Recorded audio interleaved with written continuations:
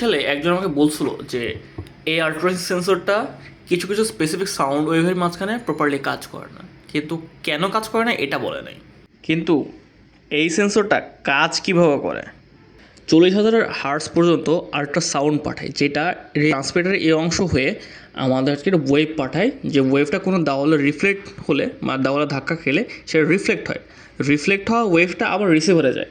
এখন ট্রান্সমিট থেকে রিসিভার যাওয়া পর্যন্ত যত টাইমটা লাগছে আর বাতাসের সাউন্ডের স্পিড কত, এইটা যদি ক্যালকুলেট করে আমরা একটা প্রিসাইজ ডেটা পাবো, যেখানে কতটুকু দূরত্ব অতিক্রম হয়েছে, আর ওই অনুযায়ী আমরা সেন্টিমিটার মিটার বা এভাবে হিসাব করে আমরা একটা ডেটা পাই যে দূরত্ব কতটুকু। প্রশ্ন হইতেছে আমি এবার ভিডিওটা কেন বানাইতেছি।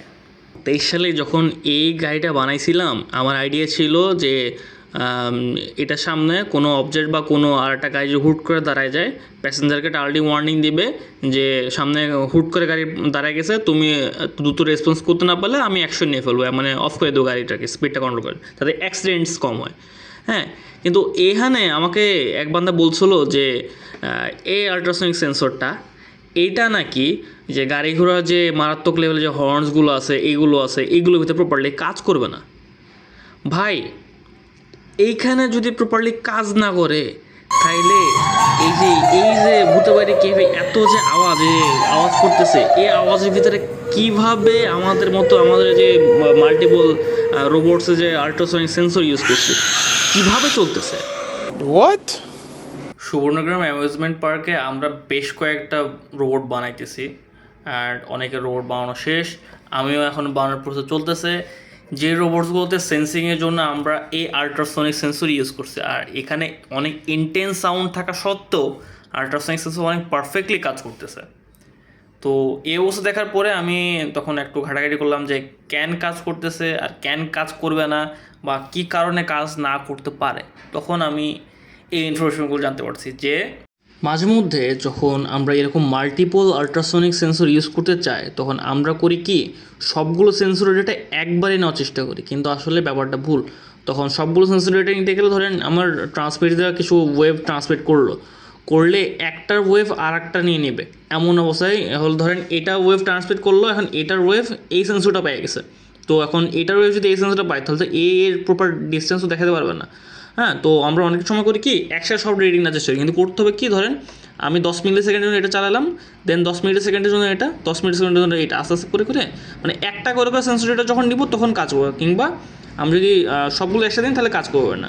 তো মাল্টিপল সেন্সর রিডিং যখন নিতে চাই, আর যদি কোঅর্ডিনেশন ভালো না থাকে, আমি যদি প্রপারলি কীভাবে ডেটা নেওয়া লাগবে যাতে একজন ডেটার সাথে আরেকজন ডিস্টার্ব না করে, যদি করি তাইলে কাজ করবে না। আবার আরেকটা রিজন হবে যে আমি যদি অনেক আমি ধরেন আমি তো ওয়েভ পাঠাচ্ছি না, 40 কিলো হার্টজের ওয়েভ পাঠাচ্ছি, 40,000, কম কিন্তু না। এখন এই ওয়েভটা এই যে স্ট্রং, আমি যদি না ভালো বাতাস দিই তাহলে কিন্তু এর কাছে কিন্তু বেশি হয়ে যাবে। তো তখন আমি যখন একটা ওয়েভ দিব তখন ধরেন কোনো জায়গায় রিফ্লেক্ট, ধরেন আমরা এই ডিসপ্লে রিফ্লেক্ট করলো, এখন এই ডিসপ্লেতে রিফ্লেক্ট করে যদি আসার পথে যদি আমার কোনো স্ট্রং বাতাস আসে, তাহলে আমার আসলে ওই প্রপারলি আমার রিফ্লেক্ট হওয়ার ওয়েভটা আসবে না, তো যেটা আমি রিড করতে পারবো না, তাহলে আমার সেন্সরটা কাজ করবে না। আর আরেকটা অপশন হতে পারে যেটা হচ্ছে ব্যাড টার্গেট সারফেসগুলো। এখন ব্যাড টার্গেট সারফেস বলতে কি, এখন আমি বেসিক্সে কি বলছিলাম যে আমার সেন্সর এক জায়গা থেকে ডেটা ট্রান্সমিট করবে আর এক জায়গাতে সেন্সর নিবে। এই যেমন ধরেন আমার এখান থেকে ধরেন আমার একটা আল্ট্রাসনিক ওয়েভ পাঠায় এখানে বাধাপ্রাপ্ত হলে এখানে আসবে। এখন এটা যদি প্রপারলি এদিক না দিয়ে আমি ধরেন আমার যদি এই যে এইখান থেকে যদি আসে, হ্যাঁ, এদিক যদি সেন্সর আমি ওয়েভ পাঠাই, তাহলে এখানে যে পয়েন্টই জায়গাটা আছে, তো এখন রিফ্লেক্টটা এইদিকে যাওয়ার সম্ভাবনা বেশি। তো পরে আমার সেন্সর এখানে থাকলে এখান থেকে এখানে যে আমার ওয়েভ যে সেন্সরের ওয়েভটা যাবে ওইদিকে, তো আমার কাছে প্রপারলি একই দিকে ফিরে আসার সম্ভাবনা কম থাকতেছে, যে কারণে সেন্সরের রিডিং প্রপারলি আসে না। সো এই তিনটা কারণে আমাকে সেই দিন ওই জাজ বলছিল যে আল্ট্রাসনিক সেন্সর একটা আইডিয়াল সেন্সর না ডিস্টেন্স ক্যালকুলেট করার জন্য, আমি যে গাড়ির সামনে লাগানোর চিন্তা করছিলাম, হ্যাঁ, কিন্তু কোন কারণে আইডিয়াল না এই জিনিসটা এতদিনে বুঝতে পারছি।